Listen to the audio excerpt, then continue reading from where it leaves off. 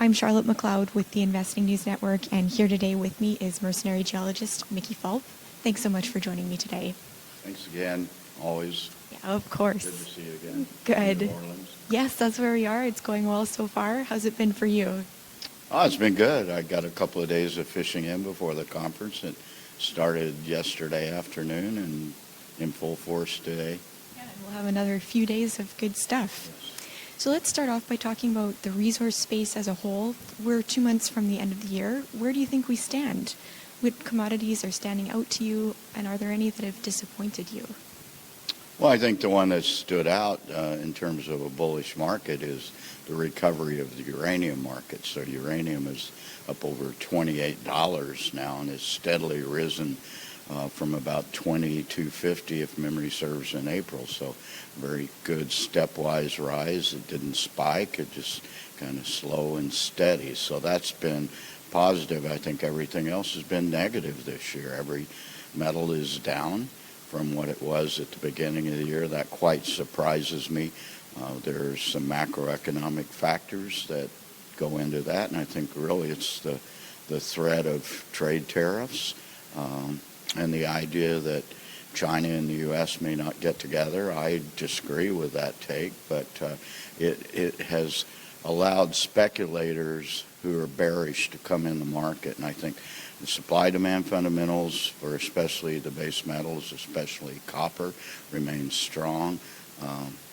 But they've really underperformed because of shorts in the market. Same thing happened with gold.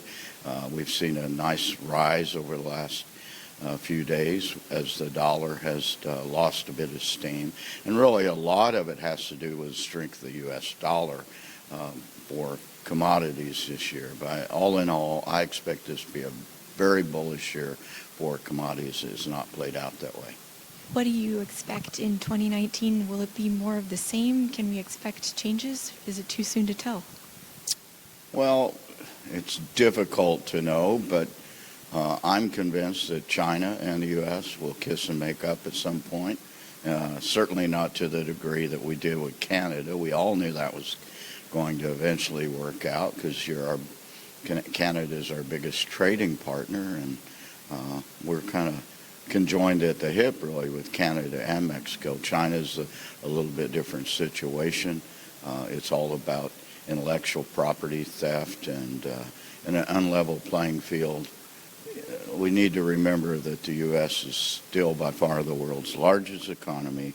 25% of GDP of the world is in the U.S. and China, although it's the second biggest player, they need us more than we need them.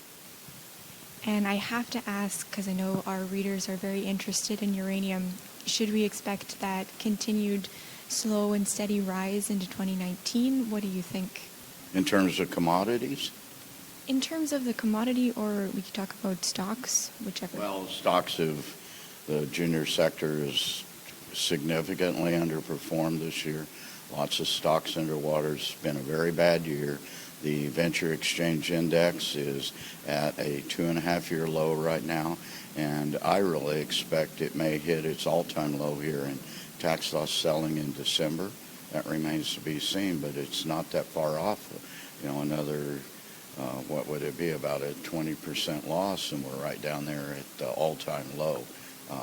It could come in tax loss season. As far as 2019, it really depends on commodity prices, I think. Can you share what has been your best investment this year? It's Trilogy Metals. Trilogy Metals was 69-cent stock in December during last year's tax loss season.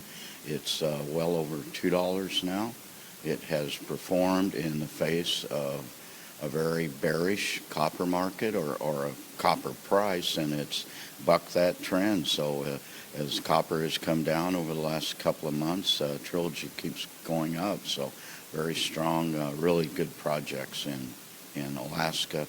And I cover the company, and of course I'm a significant shareholder. But so we've had nearly a three-bagger in that stock this year. Okay, well that's great.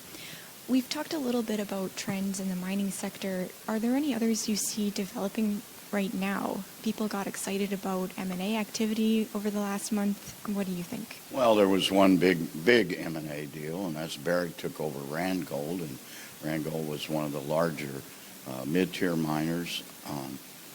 M&A happens when prices are beaten down, stock prices, and there's some things, the gold sector's beaten down right now, and the majors have significantly underperformed in terms of their production. Their production continues to go down, so their only choice is, if they are going to maintain their production profile, is to acquire. So I expect more M&A activity. Those are wild cards that come flying out of the deck, and they're thrown on the table, and we never quite know. For me to speculate what's next is fraught with difficulty. There's no reason for me to try to do that. So where does availability of capital fit into the picture? I've heard some people say, yes, there's money out there for miners, and some people say no. What do you think? Is it more a case of money being available for good companies?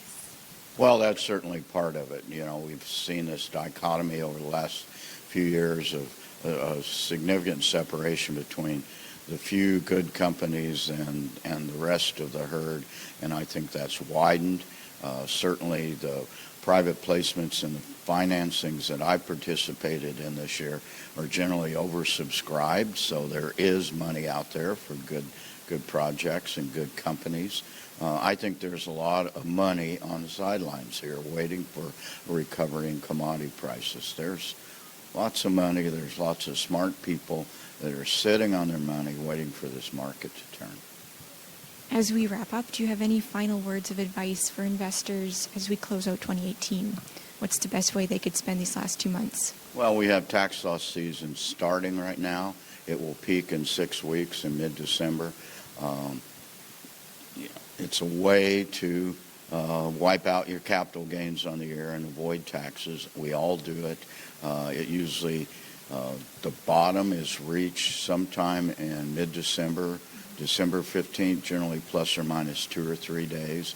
Didn't quite work out last year because a bunch of people, I've talked about this enough, people are aware, and and they're starting to front run this idea of December 15th. But sometime, let's say the month of December, certainly before Christmas, the market will reach a low, and that's the time to buy stocks that you like because they're on sale, and you're going to, it's all about buying low and selling high. So this represents a buying opportunity for people that got cash and know how to deploy it during this period of year. Okay, well, we should all mark those dates on our calendar then. That's all from me. Thanks so much for joining me again. Once again, I'm Charlotte McLeod with the Investing News Network, and this is Mercenary Geologist Mickey Fulp.